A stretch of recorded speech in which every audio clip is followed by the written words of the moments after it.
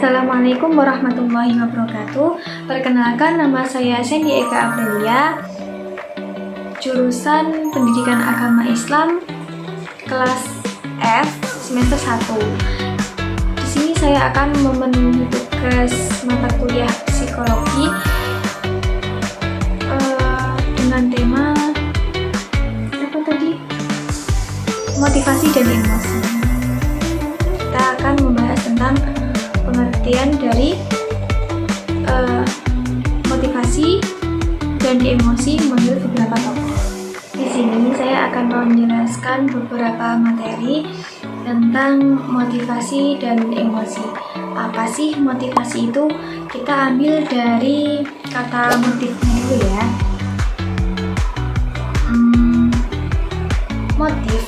Motif manusia merupakan dorongan, hasrat, keinginan, dan tenaga penggerak lainnya yang berasal dari dalam diri untuk melakukan sesuatu. Motif itu memberi tujuan dan arah kepada tingkah laku kita, juga berbagai kegiatan yang biasanya kita lakukan sehari-hari, biasanya mempunyai motif tersendiri. Sedangkan motivasi merupakan istilah yang lebih umum yang menunjuk pada seluruh proses gerakan termasuk situasi yang mendorong. Dorongan yang timbul dalam diri individu, tingkah laku yang ditimbulkannya, dan tujuan atau akhir dari gerakan atau perbuatan. Karena itu, bisa kita katakan bahwa motivasi berarti membangkitkan motif, membangkitkan daya gerak atau menggerakkan seseorang atau diri kita sendiri untuk berbuat sesuatu dalam rangka mencapai sesuatu atau kepuasan atau tujuan. Kebanyakan atau. Oleh sebab itu, pembahasan mengenai motivasi akan memberi jawaban atas pertanyaan mengapa. Contohnya, mengapa mahasiswa harus tekun belajar? Terus lagi, mengapa petani harus bekerja keras? Mengapa dia bersikap demikian, dan seterusnya. Sesungguhnya motivasi itu sendiri bukan merupakan sesuatu kekuatan yang netral atau kekuatan yang kebal terhadap pengaruh faktor-faktor lain. Seperti itu. Sedangkan pengertian emosi,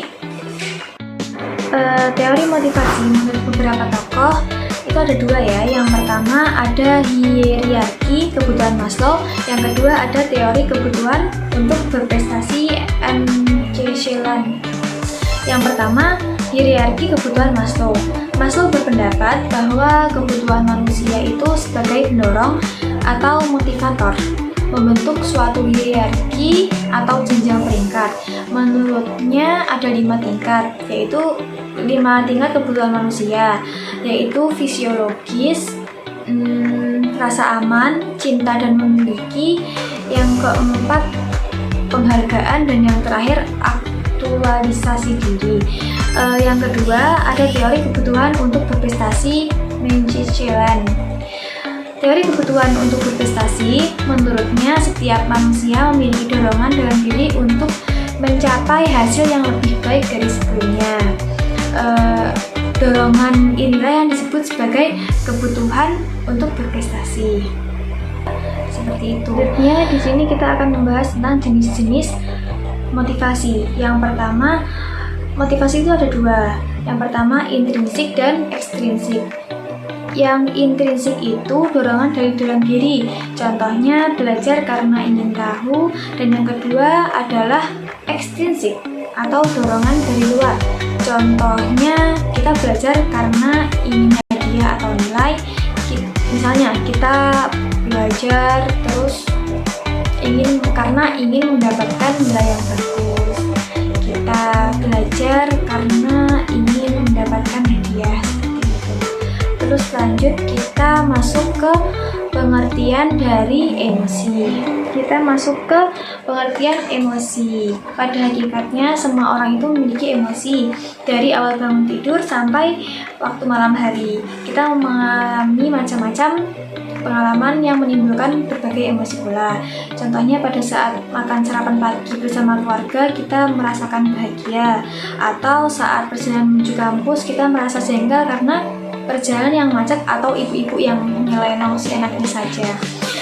Lantas apa yang sebenarnya dimaksud emosi? Emosi adalah kecenderungan untuk memiliki perasaan yang khas bila berhadapan dengan objek tertentu dalam lingkungannya. Di sini kita memasuki emosi dasar manusia menurut Lucic. Emosi utama manusia meliputi kegembiraan. Ini emosi positif yang ditandai oleh perasaan bahagia, puas, dan optimis. Terus yang kedua ada kepercayaan, yaitu emosi yang ditandai dengan perasaan aman dan yakin pada diri sendiri atau orang lain. Terus yang ketiga, ketakutan adalah emosi negatif yang ditandai oleh perasaan cemas, khawatir, takut, kayak gitu. Selanjutnya ada kejutan. Kejutan ini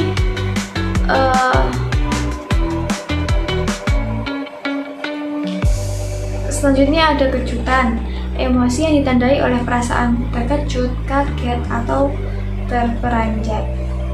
Kesedihan, emosi negatif yang ditandai oleh perasaan sedih, putus asa, atau kecewa. Terus selanjutnya ada jijik, emosi yang ditandai oleh perasaan terganggu, jijik, atau muak. Terus yang terakhir ada kemarahan, yaitu emosi negatif yang ditandai oleh perasaan marah, frustasi, atau kesal. Hubungan motivasi dan emosi. Sekarang kita membahas tentang hubungan motivasi dan emosi. Emosi dan motivasi memiliki hubungan timbal balik dan saling melengkapi. Emosi memberikan makna dan arah terhadap perilaku manusia, sedangkan motivasi berfungsi sebagai tenaga pendorong untuk mewujudkan perilaku tersebut. Tanpa emosi, motivasi akan kehilangan maknanya, dan tanpa motivasi, emosi tidak akan terwujud dalam tindakan nyata. Jadi, kesimpulannya adalah motivasi memberi tenaga dan arah bagi perilaku manusia, sementara emosi memberi warna dan makna pada setiap tindakan.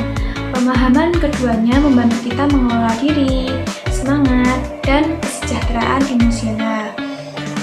Sekian yang dapat saya sampaikan. Bila ada kekurangan, saya mohon maaf sebesar-besarnya. Semoga apa yang telah saya sampaikan bermanfaat bagi kita semua. Sekian dari saya. Wassalamualaikum warahmatullahi wabarakatuh.